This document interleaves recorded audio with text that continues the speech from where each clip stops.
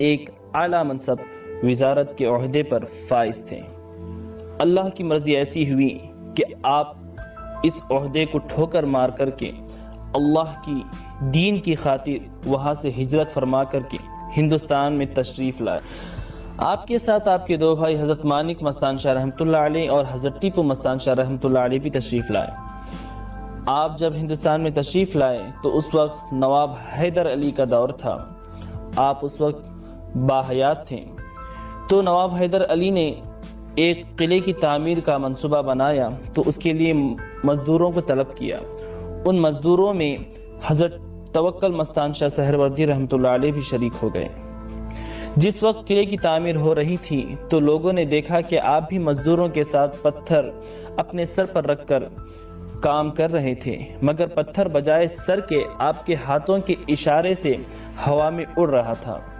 جب معمار نے یہ صورتحال دیکھی تو آپ کی جانب آیا اور کہنے لگا، حضور آپ آرام فرمائے اور ہمارے لیے دعا فرمائے، میں آپ سے اور کام نہیں لینا چاہتا۔ تو آپ نے فرمایا، تو بھی میری طرح حکومت کا ملازم ہے، تو اپنا فرض انجام دے اور میں اپنا فرض پورا کر رہا ہوں۔ اگر تو نے مجھے بیٹھا دیا تو اللہ بھی مجھے اپنی نوکری سے نکال دے گا۔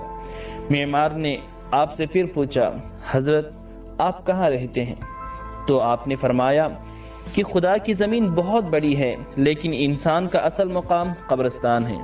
گویا آپ نے اشارہ فرما دیا کہ میں قبرستان میں رہتا ہوں۔ جس جگہ آپ کا آستانہ ہے اس وقت یہاں قبرستان ہوا کرتا تھا۔ آپ کے آس پاس زیادہ تر کپڑے بنانے والوں کا ہجوم رہتا تھا۔ آپ اپنے آپ کو انصاری کہا کرتے تھے اور حضرت ابو ایوب انصاری رضی اللہ تعالی عنہ سے اپنی نسبت جوڑتے تھے۔ آپ کی جاگیر میں ایک بہت بڑا میدان شامل ہے جو اوینی روڈ میں موجود ہے۔ آپ کے دوسرے بھائی حضرت ٹیپو مستان بھی بہت بڑے اللہ والے تھے۔ حضرت توکل مستان رحمۃ اللہ علیہ کے حکم سے آپ ریاست تمل ناڈو کے ایک چھوٹے سے شہر آرکاٹ میں دین کی تبلیغ کے لیے تشریف لے گئے اور آپ کا مزار شریف بھی آج بھی آرکاٹ میں موجود ہے۔ حضرت توکل مستان رحمۃ اللہ علیہ کا وصال کا واقعہ بھی بہت ہی عجیب ہے۔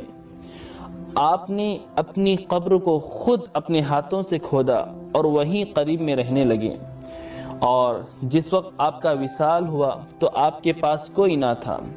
آپ کی قیام گاہ کے سامنے ایک مسجد بھی ہوا کرتی تھی جو مسجد آج بھی موجود ہے۔ لوگ وہاں 5 وقتہ نماز ادا کرنے کے لیے آتے تھے۔ آپ کا وصال اسی حالت میں ہوا جیسے آپ روزانہ بیٹھ کر کی عبادت کرتے تھے۔ لوگ آ کر کے دیکھتے تو ایسا لگتا کہ حضرت بیٹھ کر کے عبادت کر رہے ہیں، اور اسی حالت میں 3 روز گزر گئے اور آپ کی حالت میں کوئی تبدیلی نہیں آئی۔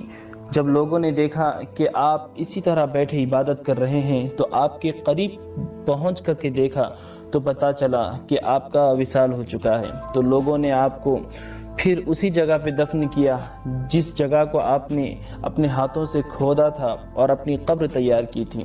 آپ کا مزار شریف آج بھی اسی جگہ پہ موجود ہے۔ حضرت توکل مستان رحمۃ اللہ علیہ کا عرس ہر سال سفر کی 19، 20 اور 21 تاریخ کو بڑے ہی شان و شوکت کے ساتھ منایا جاتا ہے۔ معزز ناظرین، حضرت توکل مستان رحمۃ اللہ علیہ ایک مجذوب تھے اور اسی وجہ سے آپ کی زیادہ حیات زندگی تاریخ میں ہمیں نہیں ملتی۔ معزز ناظرین، آپ کو یہ ویڈیو کیسا لگا ضرور کمنٹ باکس میں بتائیں۔